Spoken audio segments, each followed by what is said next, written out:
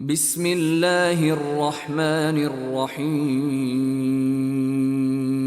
ويزيد الله الذين اهتدوا هدى والباقيات الصالحات خير عند ربك ثوابا وخير مردا أفرأيت الذي كفر بآياتنا وقال لأوتين مالا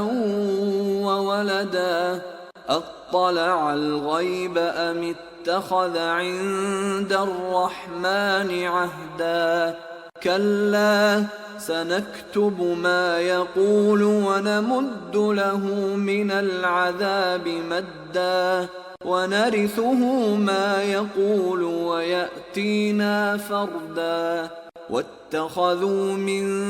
دون الله آلهة ليكونوا لهم عزا كلا سيكفرون بعبادتهم ويكونون عليهم ضدا ألم تر أنا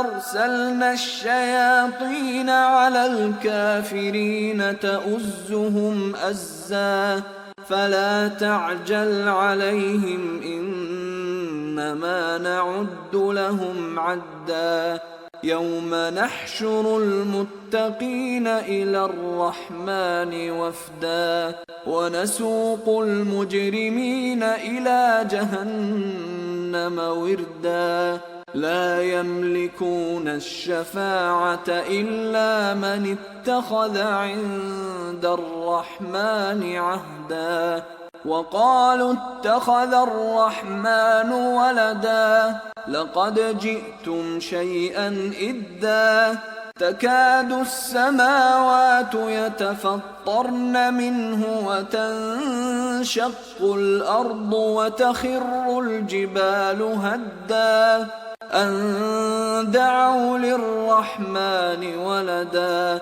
وما ينبغي للرحمن أن يتخذ ولدا إن كل من في السماوات والأرض إلا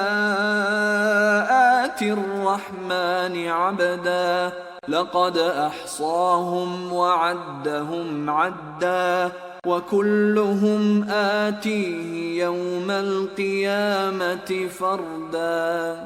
إن الذين آمنوا وعملوا الصالحات سيجعل لهم الرحمن ودا فإنما يسرناه بلسانك لتبشر به المتقين وتنذر به قوما لدا وكم أهلكنا قبلهم من قرن هل تحس منهم من أحد أو تسمع لهم ركزا